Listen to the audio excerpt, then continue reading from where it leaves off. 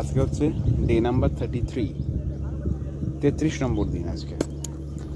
তো এই যে নতুন যে সিট বেডটা হয়েছে যেটা বলছিলাম, তো এইটা নিয়ে সমস্যা হচ্ছে যে প্রত্যেক দিন এই এখন বৃষ্টি হচ্ছে রাত্রিবেলা আর সকালবেলা কিছু একটা বৃষ্টি হচ্ছে। তো এই জায়গাটা যেহেতু নিচু জমি, এই জায়গাটা, তো সেই কারণে প্রত্যেক দিন জল জমে যাচ্ছে। জল জমে গেলে এখনও যেহেতু সিটটা ঠিকঠাক ইমার্জ করেনি, তো ইমার্জ হতে তাহলে মানে পচে যেতে পারে সিটটা। তো সেই কারণে প্রত্যেক দিনই জল বার করতে হচ্ছে সকালবেলা, কারণ জলটা না বার করে দিলে সিটগুলো জার্মিনেট করতে অনেক সমস্যা হবে, পচে যেতে পারে।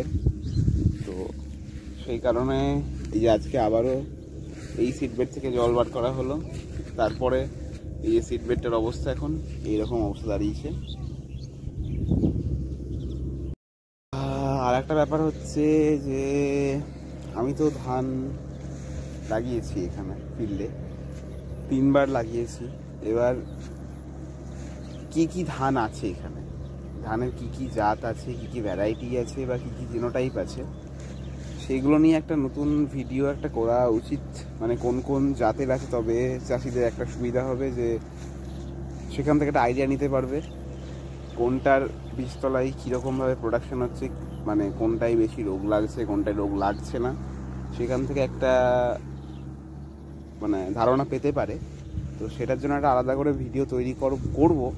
তবে তার মধ্যে বলে রাখি যে এই যে 3টে লাইন দেখা যাচ্ছে, এই ফার্স্টের একটা লাইন, সেকেন্ডের একটা লাইন, থার্ডের একটা লাইন, এখানে টোটাল 48টা, এই দুটো পর্যন্ত 48টা জিনোটাইপ আছে।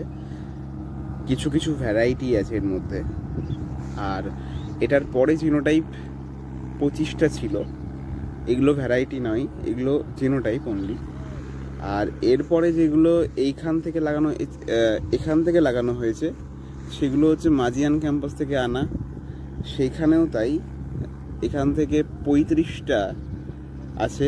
তারপরে একটা ব্যাকক্রসের ভ্যারাইটি আছে, তারপরে আবার আছে ওদিকে আমাদের চিনসুরার দুটো, যে রাইস রিসার্চ সেন্টার, তার দুটো ভ্যারাইটি আছে ক্রসিংয়ের জন্য। এখানেও প্রথমে দুটো চিনসুরার ক্রসিংয়ের দুটো ভ্যারাইটি আছে, তারপরে কিছু আছে ওড়িশার ভ্যারাইটি, 10টা মতো আছে ওড়িশার ভ্যারাইটি, ওড়িশার জিনোটাইপ।